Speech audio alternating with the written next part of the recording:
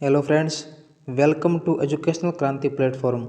और आज हम पढ़ने वाले हैं मुग़ल काल के बारे में।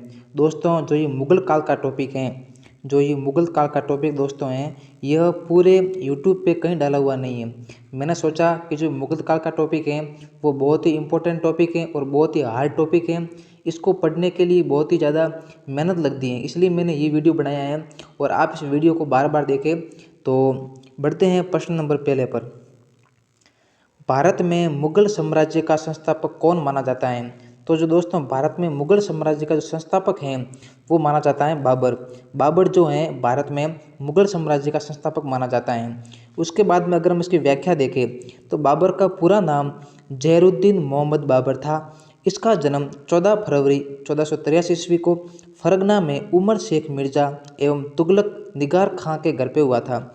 पिता की मृत्यु के बाद लगभग 12 वर्ष की अल्पायु में 1495 ईस्वी में वह फरगना के सिंहासन पर बैठा।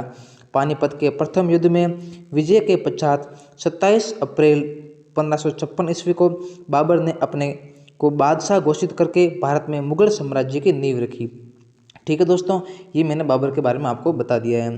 फिर बढ़ते हैं प्रश्न नंबर सेकंड पर।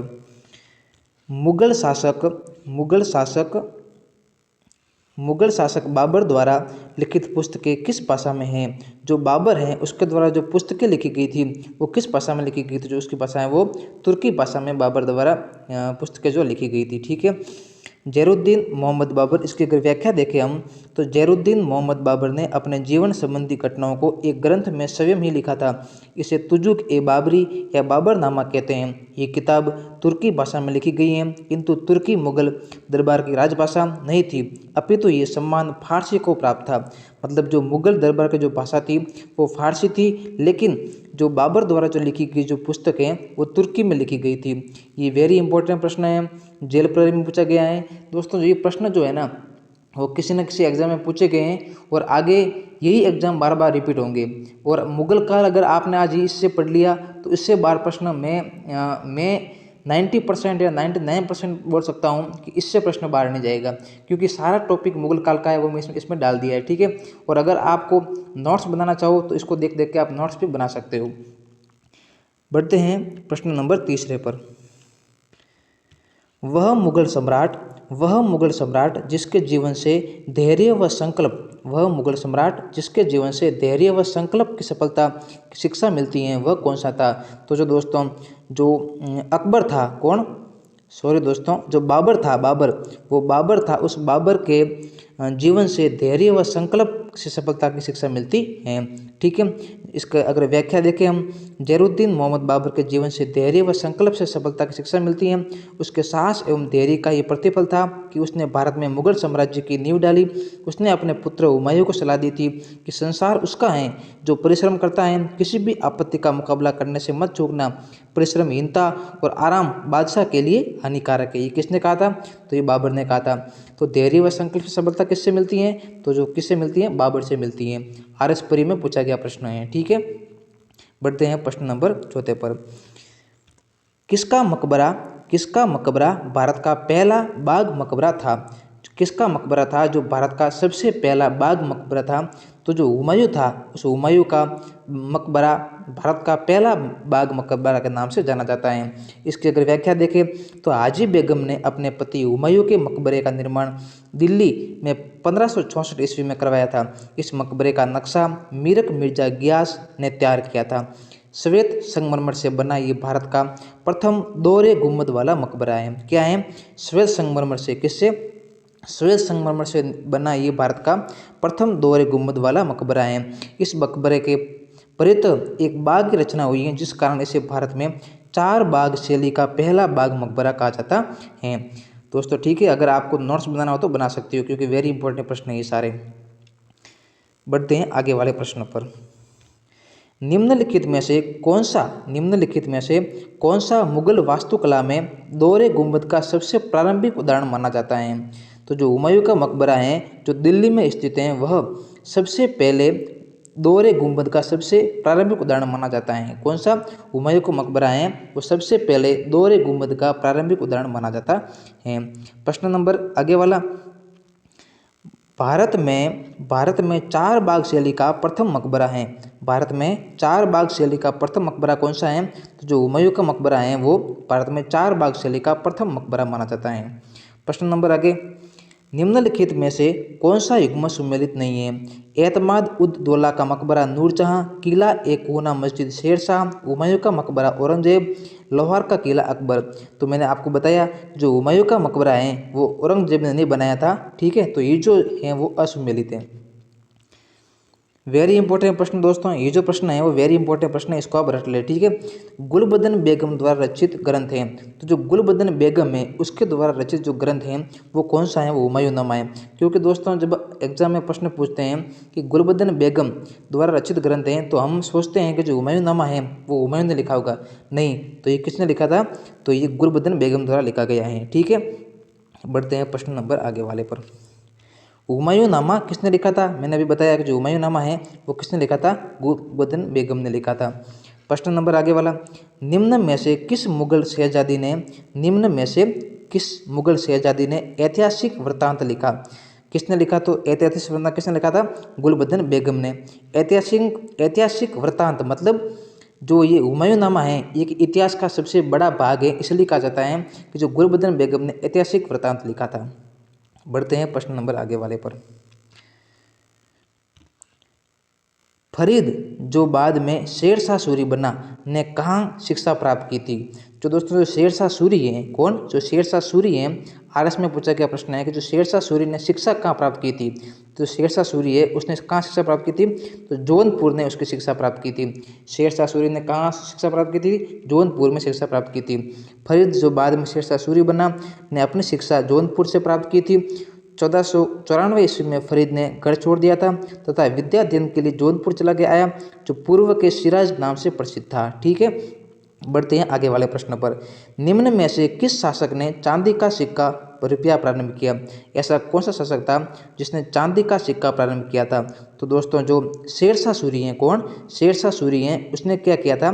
चांदी का सिक्का प्रारंभ किया था, ठीक है। बढ़ते हैं आगे वाले प्रश्न पर।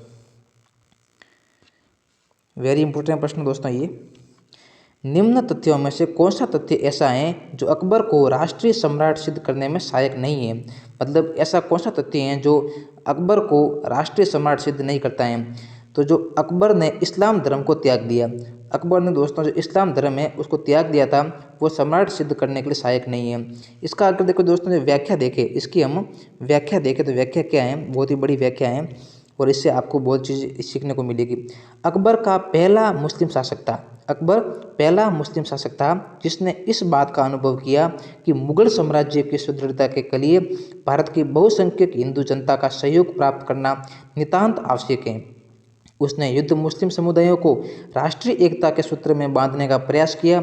अकबर का भारत को राजनीतिक एकता प्रदान करने का प्रयत्न, उसकी समान शासक व्यवस्था, समान अर्थ एवं लगान व्यवस्था, समान कर व्यवस्था, सभी को योग्यता के आधार पर राज्य की सेवाओं में उच्चतम स्थान प्राप्त करने की सुविधा, राजपूतों से विवाह संबंध और सम्मान की नीति, सभी धर्मों को सम्मान, सुविधा और आदर तथा धार्मिक दृष्टि से एकता लाने का प्रयत्न, फारसी भाषा को राजभाषा बनाना किंतु सभी भाषाओं की प्रकृति में सहयोग, विभिन्न ललित कलाओं की प्रकृति तथा उनकी कला विधियों के समन्वय का प्रयत्न, सांस्कृतिक एकता का प्रयत्न आदि सभी ऐसे कार्य थे जो राष्ट्रीय हित को प्रगति के आधार पर किए गए थे।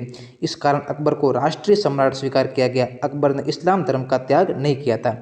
दोस्तों जो अकबर ने क्या है? इस्लाम धर्म का त्याग नहीं किया था। बढ़ते हैं आगे प्रश्न पर। अकबर जो है दोस्तों बहुत महान राजा था। कहा जाता है कि अकबर के बारे में, अकबर हिंदुओं के लिए एक अच्छा राजा था, ठीक है। अकबर काल में भू राजस्व व्यवस्था की एक प्रसिद्ध नीति आईने ए देशाला पद्धति किसके द्वारा निर्मित की गई? आईने ए देशाला जो है वो पद्धति किसके द्वारा निर्मित की गई थी? जो टोडरमल है उसके द्वारा आईने ए देशाला पद्धति निर्मित की गई थी। किसके द्वारा? टोडरमल के द्वारा, ठीक है। ये जिसकी जो व्याख्या है इसमें कुछ अच्छा खास है नहीं, इसको मैं आगे बढ़ता हूँ, ठीक है। अकबर की राजस्व व्यवस्था, अकबर की राजस्व व्यवस्था उसके अधिकारी के नाम से जानी जाती थी। उसका क्या नाम था? तो उसका नाम था वो टोडरमल था। मतलब जो अकबर की जो राजस्व व्यवस्था थी वो टोडरमल के नाम से जानी जाती थी, ठीक है। प्रश्न नंबर अगला क्या है? अकबर द्वारा आइन ए देशाला किस वर्ष लागू किया गया? अकबर द्वारा आइन ए देशाला किस वर्ष लागू किया गया था? तो जो ये जो है ना वो 1580 में वर्ष लागू किया गया था। ठीक है, बढ़ते हैं प्रश्न नंबर आगे पर। अकबर के काल में महाभारत का फारसी अनुवाद जिसके निर्देश में हुआ था वह है फेजी। मतलब फेजी के निर्देशन में महाभारत का फारसी में अनुवाद किया गया था। ठीक है, अकबर ने अपने राजकवि, इसकी व्याख्या देखें, अकबर ने अपने राजकवि फेजी की अध्यक्षता में एक अनुवाद विभाग की स्थापना की थी। अकबर के आदेश से महाभारत के विभिन्न भागों का रजमनामा नाम से फारसी में अनुवाद नकीब खां, बदायूनी, अबुल फजूल तथा फेजी आदि विभिन्न विद्वानों के सम्मिलित प्रयत्नों से किया गया।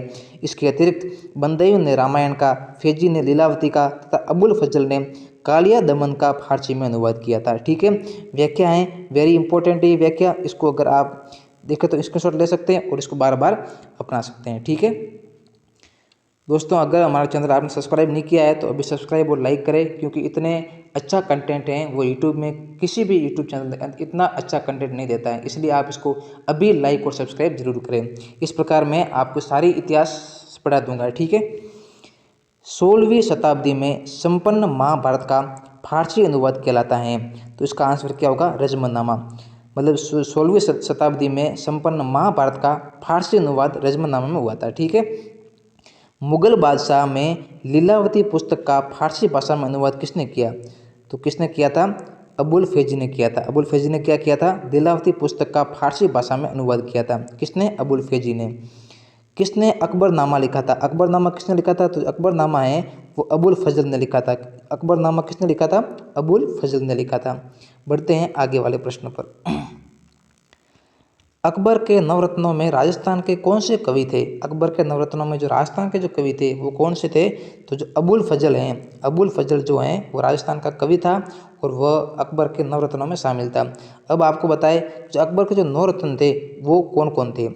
अबुल फजल अकबर का मुख्य सलाहकार, अबुल फजल था, फैजी था, और अब्दुल रहीम खान खाना था, तानसेन था, बिरबल था, मानसिंह था, भगवंत दास था, टोडरमल था और मुल्ला दो प्याजा था। ठीक है, बात बात पर MDH, अगर इसको आप ट्रिक के अनुसार समझाए तो बात बात पर MDH। ठीक है, इससे आपके सारे जो हैं वो आ जाएंगे। बढ़ते हैं प्रश्न नंबर आगे पर। निम्न मुसलमान विद्वानों में से हिंदी साहित्य के लिए किसका सबसे महत्वपूर्ण योगदान है, तो जो अबुल रहीम खान खाना है, अबुल रहीम खान खाना है, इसका हिंदी साहित्य के लिए सबसे महत्वपूर्ण योगदान माना जाता है, अब्दुल रहीम खान खाना का। मुगल काल में सर्वप्रथम किस शासक के शासनकाल में संस्कृत भाषा के लेखक को आश्रय मिला था, तो कौन था, वो अकबर था। अकबर के काल में संस्कृत भाषा को क्या मिला था, आश्रय मिला था। किसके काल में, अकबर के काल में। वेरी इंपॉर्टेंट प्रश्न है। तुलसीदास द्वारा रामचरितमानस की रचना किसके शासन में की गई थी, तुलसीदास द्वारा रामचरितमानस की रचना किसके शासन में की गई थी, तो इसका आंसर क्या होगा, अकबर। अकबर के शासनकाल में रामचरितमानस की रचना की गई थी, किसके द्वारा, तुलसीदास द्वारा। मुगल सम्राट अकबर के समय का प्रसिद्ध चित्रकार हैं, कौन है, दशवंत। दशवंत क्या है, एक प्रसिद्ध चित्रकार माना जाता है अकबर के समय का। ठीक है, इसकी अगर व्याख्या देखें, अकबर कालीन चित्रकारों के नाम अबुल फजल ने अपनी आईने अकबरी में गिनाए हैं। दशवंत, बसावन, केशव, ये सारे नाम है जो खेमकरण, हरिवंश, इतना याद करने की जरूरत नहीं है आपको। ठीक है, इसको छोड़ो आप। बढ़ते हैं आगे वाले प्रश्न पर। इनमें से कौन सा सम्राट अकबर के दरबार में चित्रकारी के उस्ताद थे, तो जो ख्वाजा अब्दुल समद थे वो क्या थे, सम्राट अकबर के दरबार में चित्रकारी के उस्ताद थे। ठीक है, अकबर ने चित्रकारी के विकास हेतु अब्दुल समद के नेतृत्व में एक अलग विभाग तस्वीर खाना का निर्माण करवाया। उनकी मधुर एवं कोमल चित्रशैली के फलस्वरूप उन्हें अकबर ने शीरी कलम की उपाधि दी थी। अगर आपसे पूछ ले कि जो शीरी कलम है वो उपाधि किसकी थी, तो किसकी थी, ख्वाजा अब्दुल समद की थी। ख्वाजा अब्दुल समद की क्या उपाधि थी, शीरी कलम की उपाधि थी। इसको आप एक बार बस पढ़ते जाइए, सुन लीजिए, जिससे आपको याद रहे और एग्जाम में प्रश्न अगर आए तो आप कंफ्यूज ना हो। ठीक है, निम्न चित्रकारों में से किसे शीरी कलम की उपाधि अकबर द्वारा दी गई थी, मैंने अभी आपको बताया किसको दी गई थी, अब्दुल समद को दी गई थी। अब्दुल समद को शीरी कलम की उपाधि दी गई थी। प्रश्न नंबर अगले वाला, दिन ए इलाई क्या है, दिन ए इलाई क्या है, तो जो दीन ए इलाही है वो अकबर द्वारा निर्धारित धार्मिक पंथ है। दीन ए इलाही क्या है? अकबर द्वारा निर्धारित एक धार्मिक ग्रंथ माना जाता है, सॉरी पंथ माना जाता है। ठीक है।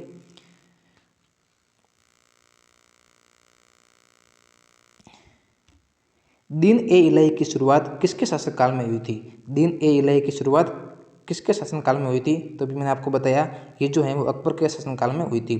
दीन ए इलाही अकबर की मूर्खता का प्रतीक था, उसकी बुद्धिमत्ता का नहीं। विधान किसने दिया था? किसने कहा कि जो दीन ए इलाही है वो अकबर की मूर्खता का प्रतीक था? तो ये कहा था विंसेंट स्मिथ ने कहा था। किसने कहा था? विंसेंट स्मिथ ने। हेडमास्टर में पूछा गया प्रश्न है। ठीक है, ये सारे प्रश्न किसी न किसी एग्जाम में पूछे गए हैं। आगे वाले प्रश्न में बढ़ते हैं। प्रसिद्ध संगीतकार तानसेन इनके दरबार में था। प्रसिद्ध संगीतकार तानसेन, अभी मैंने आपको बताया जो तानसेन है वो अकबर के दरबार में था। ठीक है, बढ़ते हैं प्रश्न नंबर, इसको आप एक बार थोड़ा सा इसकी व्याख्या देख लेते हैं। तानसेन अकबर के दरबार का प्रसिद्ध संगीतज्ञ था, वह अकबर के नवरत्नों में से एक था। अकबर के दरबार में आने से पहले तानसेन रीवा के राजा रामचंद्र के दरबार में था, जहां से अकबर ने उसे अपने दरबार में बुलवाया और बहुत उच्च स्थान प्रदान किया। अकबर ने तानसेन को कंठाभरण वीणी विलास की उपाधि प्रदान की थी। उसने राजा मानसिंह द्वारा स्थापित ग्वालियर स्कूल में शिक्षा प्राप्त की थी। उसका मकबरा ग्वालियर में स्थित है। ठीक है। निम्नलिखित में से कौन सा अकबर का समकालीन शासक था? तो जो ब्रिटेन की जो रानी एलिजाबेथ हैं, ब्रिटेन की जो रानी एलिजाबेथ हैं वो अकबर की क्या थी? समकालीन थी। ठीक है, अगर आपसे पूछ ले कि जो अकबर के समकालीन कौन था तो वो कौन था? एलिजाबेथ प्रथम। ये भी वेरी इंपॉर्टेंट प्रश्न है। निम्नलिखित में से कौन सा युग्म सुमेलित नहीं है? निम्नलिखित में से कौन सा युग्म सुमेलित नहीं है? अकबर द्वारा उठाए गए कदम क्रियान्वयन का वर्ष। तीर्थ यात्रा कर उन्मूलन 1562, जजिया का उन्मूलन 1564, मजहर की उद्घोषणा 1579, दीन ए इलाही की स्थापना 1582। तो जो पहला ऑप्शन है ये क्या है? गलत है, सुमेलित नहीं है। मतलब अकबर द्वारा उठाए गए कदम अगर आप किसी नोट्स में लिखना चाहो तो लिख लीजिए।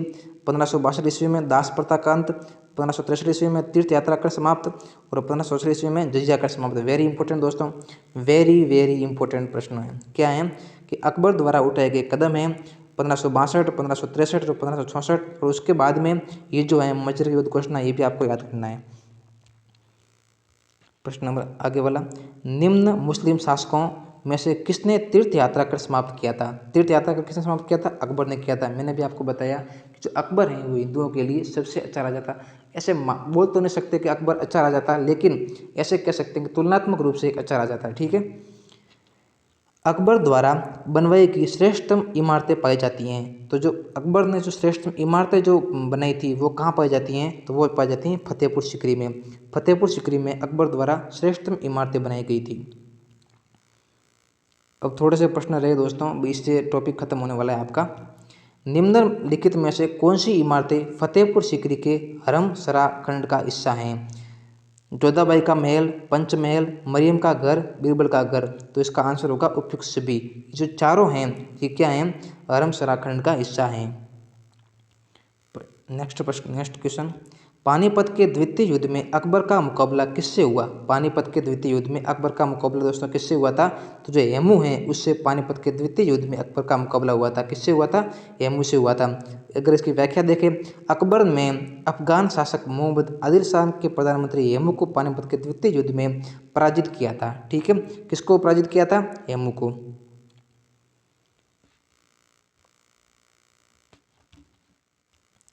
किस मुगल सम्राट ने फतेहपुर सीकरी में बुलंद दरवाज़ा बनवाया था? किस मुगल सम्राट ने फतेहपुर सीकरी में बुलंद दरवाज़ा बनाया था?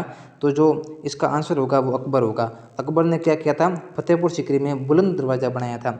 इसकी अगर व्याख्या देखें, अकबर ने गुजरात विजय 1572 से 73 ईस्वी में की थी और फतेहपुर सीकरी नामक नगर की स्थापना कराई थी। एक वर्ग के इतिहासकारों का मत है कि गुजरात विजय के उपलक्ष्य में सम्राट अकबर ने सीकरी के बुलंद दरवाजे का निर्माण विजय स्तंभ के रूप में करवाया था। ठीक है। आगे वाला प्रश्न, निम्नलिखित में से किसे शाहजहां द्वारा निर्मित नहीं करवाया गया था? शाहजहां द्वारा निर्मित किसे नहीं करवाया गया था? बुलंद दरवाजा जो है वो किसके द्वारा निर्मित करवाया गया था? अकबर द्वारा निर्मित कराया गया था। प्रश्न नंबर आगे वाला, कौन से भारतीय राजा के समय ईस्ट इंडिया कंपनी इंग्लैंड में स्थापित हुई थी? तो जो जहांगीर है, जहांगीर के समय ईस्ट इंडिया कंपनी है वो इंग्लैंड में स्थापित हुई थी, जहांगीर के समय। ठीक है। निम्नलिखित में से कौन सा युग्म सुमेलित नहीं है? जहांगीर, विलियम हॉकिंस, मतलब जो ये जो क्रम है, जैसे जो बादशाह आए उनके काल में कौन कौन से अंग्रेज अधिकारी आए, उनका क्रम कौन सा सही है, कौन सा गलत है। वेरी इंपॉर्टेंट प्रश्न है। Jahangir, William Hawkins, Akbar, Thomas Roe, Shahjahan, Tavernier, Aurangzeb, Manucci. तो इसका आंसर होगा अकबर, टॉमस रो। प्रश्न नेक्स्ट, इंग्लैंड के जेम्स प्रथम के राजदूत सर थॉमस रो किस वर्ष भारत आए थे? तो इसका आंसर होगा 1615। सॉरी। बढ़ते हैं आगे वाले प्रश्न पर। किस मुगल शासक ने अंग्रेजों को भारत में व्यापार करने की अनुमति दी थी? किसने दी थी? जहांगीर ने। जहांगीर ने मुगल शासक अंग्रेजों को भारत में व्यापार करने की क्या दी थी? अनुमति दी थी। ठीक है, बढ़ते हैं आगे वाले प्रश्न पर। मराठों एवं अफगानों को मनसबदारी प्रथा में शामिल करने वाला प्रथम मुगल शासक था। तो वो कौन था? जहांगीर था। जहांगीर ने क्या किया था? मराठा एवं अफगानों को मनसबदारी प्रथा में शामिल करने वाला प्रथम मुगल बन गया था। दिल्ली की प्रसिद्ध जामा मस्जिद का निर्माण किसने करवाया था? जो दिल्ली में जो जामा मस्जिद है उसका निर्माण किसने करवाया था? तो उसका निर्माण शाहजहां ने करवाया था। दिल्ली की जामा मस्जिद व्याख्या देखें। दिल्ली की जामा मस्जिद का निर्माण शाहजहां ने करवाया था। मुगल सम्राटों में शाहजहां सबसे महान भवन निर्माण करता था। उसके काल में चित्रकार और स्वर्णकार की कला का कलात्मक संयोग हुआ। जामा मस्जिद दिल्ली के लाल किले के बाहर ऊंचे चबूतरे का स्थित है। शाहजहां द्वारा निर्मित इमारतों में दीवाने आम, दीवाने खास, शीश महल, मोती मस्जिद, खास महल, मुसन बुर्ज, नगीदा मस्जिद, जामा मस्जिद, ताजमहल तथा लाल किला प्रमुख हैं। ये किसके द्वारा बनाए गए थे? शाहजहां द्वारा बनाए गए थे। बीबी का मकबरा निर्माता है। बीबी का जो मकबरा है उसका निर्माता कौन है? तो इसका आंसर होगा औरंगजेब। औरंगजेब क्या है? बीबी के मकबरे का निर्माता है। ठीक है। 16वीं शताब्दी में ग्रैंड ट्रक रोड किसने बनवाई थी? जो ग्रैंड ट्रक जो रोड है वो किसके द्वारा बनाई गई थी? तो इसका आंसर होगा शेरशाह सूरी। शेरशाह सूरी ने ग्रैंड ट्रक रोड बनाई गई थी। वेरी इंपॉर्टेंट प्रश्न है। इसकी अगर व्याख्या देखें, Sadak e Azam grand trunk road Sher Shah Suri द्वारा निर्मित सबसे लंबी सड़क सोनार गांव में प्रारंभ होकर अटक नामक स्थान पर समाप्त होती हैं। ठीक है, बस आपको याद रखना है कि शेरशाह सूरी द्वारा ग्रैंड ट्रक रोड बनाई गई थी। निम्नलिखित कवियों का सही कालानुक्रम क्रम कौन सा है? निम्नलिखित कवियों का ऐसे जैसे पहले कवि कौन सा आया, उसके बाद में कौन सा आया, उसके बाद में कौन सा आया, तो सही कालानुक्रम कौन सा है? तो इसका आंसर होगा 2। मतलब सबसे पहले कालिदास, फिर कबीरदास, फिर सूरदास, फिर तुलसीदास और फिर गालिब। गालिब भी तो कवि है। आप जो इंस्टाग्राम पे सुनते रहते हो पोस्ट, गालिब गालिब करते रहते हो। सबसे लास्ट में गालिब है और सबसे पहले कालिदास है। आपको याद रखना है, कालिदास सबसे पहले है, सबसे लास्ट में गालिब है। और कालिदास और कबीरदास, क से क याद रखना है दोनों आपके बीच में, क मतलब कालिदास, कबीरदास, और सबसे लास्ट में रखना है गालिब, जिससे आपको याद रह जाएगा और प्रश्न गलत नहीं करोगे। वह कौन से मुगल शासक थे जिन्होंने अपनी आत्मकथा लिखी थी? तो जो बाबर और जहांगीर हैं जिन्होंने अपनी आत्मकथा लिखी थी। बाबर और जहांगीर ने अपनी आत्मकथा लिखी थी। इसकी व्याख्या देखें तो बाबर ने तुजु के बाबरी बाबरनामा तथा जहांगीर ने तुजु के जहांगीरी नाम से आत्मकथा लिखी थी। मुगलों की दरबारी भाषा क्या थी? मुगलों की जो दरबारी भाषा थी वो कौन सी थी? उस फारसी। मैंने अभी आपको बताया था कि जो मुगलों की जो दरबारी भाषा थी वो कौन सी थी? फारसी थी। बहादुर शाह द्वितीय अंतिम मुगल सम्राट को ब्रिटिश सरकार के द्वारा कहाँ निर्वासित किया गया था? इसका आंसर होगा रंगून। मतलब जो बहादुर शाह जो द्वितीय हैं वो क्या थे? पूरे भारत के जो अंतिम राजा थे वो कौन थे? बहादुर शाह द्वितीय थे, अंतिम मुगल सम्राट हैं। उनको ब्रिटिश सरकार ने रंगून में नियुक्त किया था। ठीक है, इसकी व्याख्या वैसे इतनी इंपॉर्टेंट नहीं, रहने दो इसको। मध्यकालीन भारत में जामदानी बुनाई का सबसे महत्वपूर्ण केंद्र कौन सा था? तो इसका आंसर होगा ढाका, बंगाल। ढाका जो बंगाल है वो जामदानी बुनाई का सबसे महत्वपूर्ण केंद्र था। इसकी भी व्याख्या इतनी इंपॉर्टेंट मैं नहीं मानता हूँ है। बस इतने आपको याद रखना है कि जो जामदानी को बुनने की कला को यूनेस्को ने मानवता की अमूर्त सांस्कृतिक विरासत घोषित किया है। अमूर्त सांस्कृतिक विरासत घोषित किया है। मुगल साम्राज्य में जागीरदारी संकट उत्पन्न हुआ था औरंगजेब के शासनकाल में। औरंगजेब के शासनकाल में मुगल साम्राज्य में जागीरदारी संकट काल देखो सब क्रम से पढ़ा रहा हूँ मैं, सबसे पहले बाबर पढ़ा, उसके बाद में अकबर, जहांगीर, इस प्रकार मैंने आपको सब क्रम से पढ़ा है। अब लास्ट में अब राजा कौन था, औरंगजेब था तो आप औरंगजेब पढ़ा रहा हूँ। पंडित जगन्नाथ किस मुगल बादशाह के दरबार में राजकवि थे? तो जो शाहजहाँ हैं उनके दरबार में ये जो पंडित जगन्नाथ हैं वो राजकवि थे। किसके? शाहजहाँ में। इसकी व्याख्या देखिए, गंगा लहरी और रस गंगाधर के लेखक पंडित जगन्नाथ शाहजहाँ के राजकवि थे। इसके अतिरिक्त चिंतामणि, कविंद्राचार्य और सुंदरदास आदि अनेक हिंदू लेखक भी इसके दरबार में थे। बढ़ते हैं आगे वाले प्रश्नों पर। पानीपत का पहला युद्ध किस वर्ष में लड़ा गया था? थोड़ा इसको बढ़ा देते हैं, थोड़ा सा इसको बड़ा कर देते हैं। पानीपत का पहला युद्ध किस वर्ष में लड़ा गया था? जो पानीपत का जो पहला युद्ध है वो कब लड़ा गया था? तो 1526 में लड़ा गया था। 21 अप्रैल 1526 को पानीपत का प्रथम युद्ध जहरुद्दीन मोहम्मद बाबर व दिल्ली के सुल्तान इब्राहिम लोदी के मध्य लड़ा गया, जिसमें बाबर की विजय हुई। भारत में मुगल साम्राज्य के अंतिम सम्राट कौन थे? तो जो भारत में जो मुगल साम्राज्य है उसके अंतिम सम्राट कौन थे? बहादुर शाह जफर द्वितीय। मैंने भी आपको बताया था जो बहादुर शाह जफर द्वितीय हैं वो सबसे लास्ट में राजा थे। मुगल प्रशासन, नेक्स्ट क्वेश्चन, मुगल प्रशासन के संदर्भ में निम्नलिखित में से कौन सा विकल्प मनसबदार के संख्यात्मक पदनामों को दर्शाता है? इसका आंसर होगा जात और सवार। आगे वाले क्वेश्चन पर बढ़ते हैं। नेक्स्ट क्वेश्चन, किस शासक से पराजित होने के पश्चात हुमायूं को 15 वर्षों के लिए निर्वासित होना पड़ा था? इसका आंसर होगा शेरशाह। किस मुगल सम्राट ने दीनपनाह नगर की स्थापना की थी? हुमायूं ने क्या किया था? दीनपनाह नगर की स्थापना की थी। निम्नलिखित चित्रकारों में से जहांगीर ने किसे नादिर उज जमा की उपाधि प्रदान की थी? थोड़ा इसको दोस्तों छोटा कर देता हूं मैं, है ना। निम्नलिखित चित्रकारों में से जहांगीर ने किसे नादिर उज जमा की उपाधि प्रदान की थी? किसको की थी? तो अबुल हसन को की थी। ठीक है। मुगल शासन प्रणाली में दीवान ए तन नामक अधिकारी का क्या कार्य था? तो वेतन संबंधी मामलों को देखना। ताजमहल का निर्माण किसके शासनकाल में हुआ था? सबको पता है, शाहजहाँ के शासनकाल में। थोड़ी सी इसको देख लेते हैं, इसकी कहानी देख लेते हैं।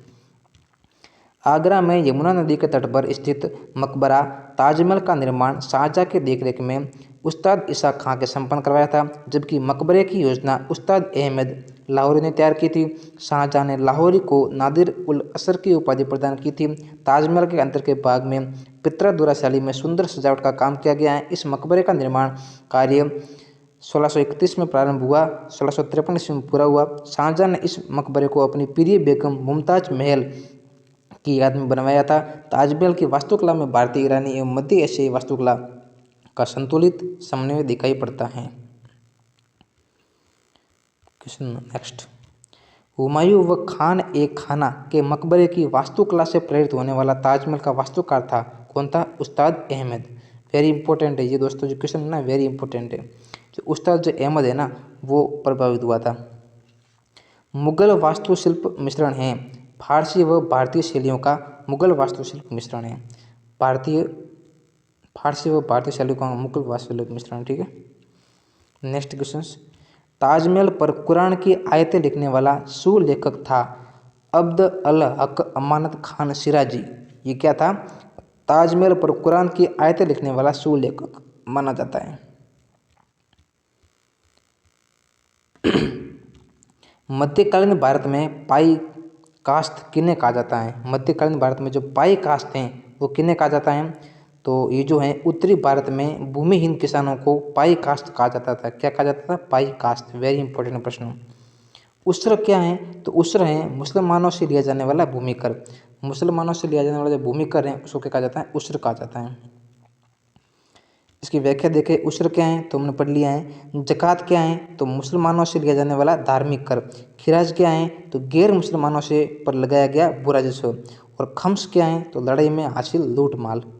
ये क्या है? खम्स हैं। लिखते रहिए आप दोस्तों, लिखते रहिए इसको आप। निम्नलिखित में से कौन सा विदेशी यात्री 6 बार भारत आया था? कौन था?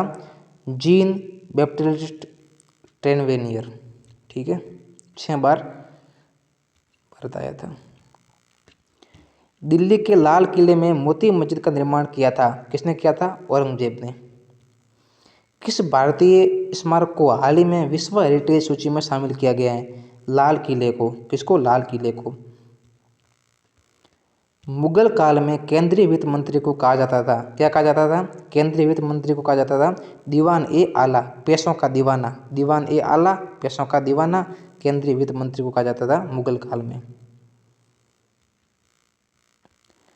मधुबनी लोक कला किस राज्य से संबंधित हैं? तो जो बिहार है वहाँ से जो मधुबनी लोक कला है वहाँ से संबंधित है। मुगल कालीन चित्रकार जो शिकार के चित्र बनाने में निपुण था, मंसूर। कौन था? मंसूर, जो शिकार के चित्र बनाता था। इस प्रकार मैंने मुगल काल आपको पढ़ा लिए, कंप्लीट पूरे कर दिए हैं। अगर पसंद आया सब्सक्राइब और लाइक जरूर करें दोस्तों। ठीक है, बहुत बहुत धन्यवाद। इसके बाद में हम इस प्रकार सारे प्रश्नों उत्तर की व्याख्या करते हुए हम टॉपिक पढ़ लेंगे। धन्यवाद।